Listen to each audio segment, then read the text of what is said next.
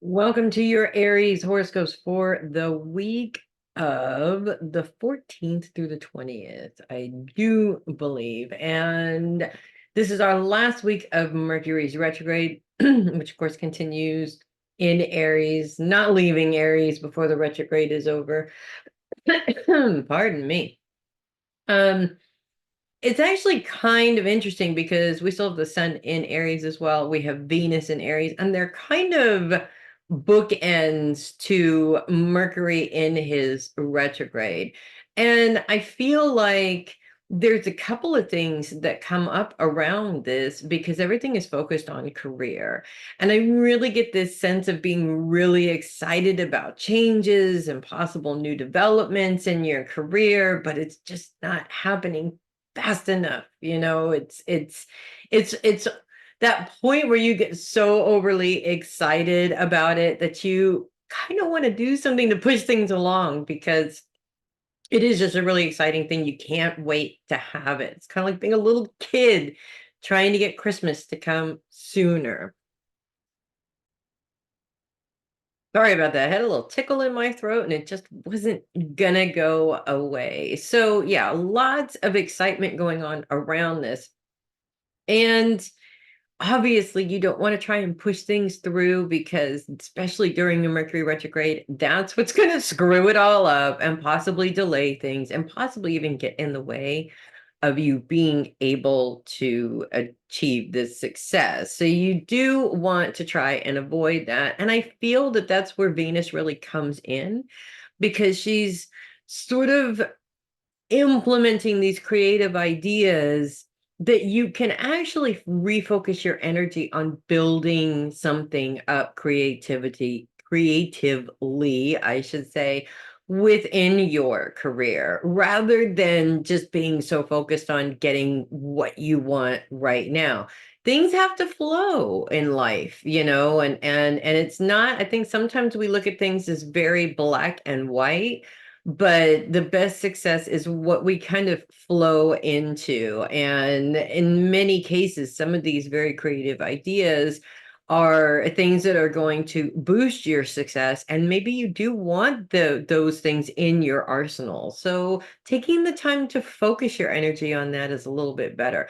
This challenge is going to be way accentuated right at the beginning of the week on Monday as the moon moves into a square with the sun and Mercury, little bit of a square with Venus there as we kick off the week on Sunday as well.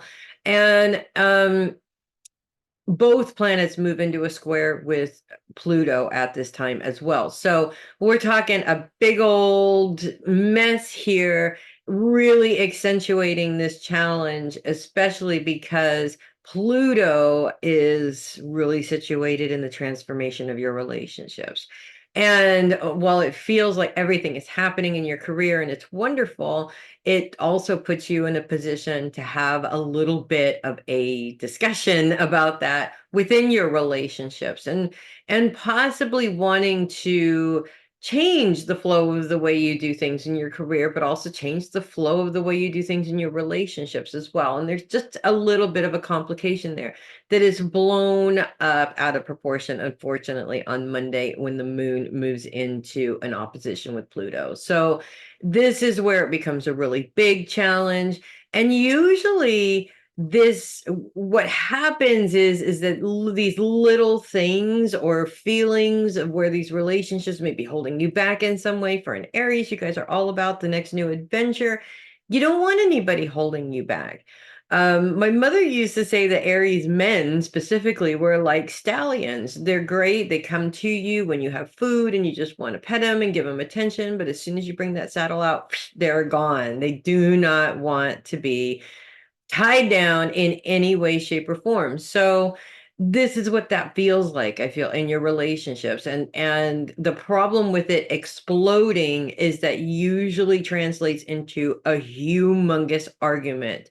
And while sometimes arguments can help fix problems, sometimes they can help destroy the relationship at the same time. So you really just want to be aware that, some things don't need to be said. A lot of times, and Aries is one of those signs that can have a very sharp tongue and just say something to be hurtful. And that's not necessarily going to help in the relationship. There are very few instances where it might. And if it is one of those very few instances, by all means, do what you need to do. But in all honesty, things happen easier when there's a discussion and not necessarily fighting. And if you are in a relationship where there is a lot of fighting, chances are you haven't found any resolutions in that fighting. So it's time to change your tactic and change the way that you approach the conversation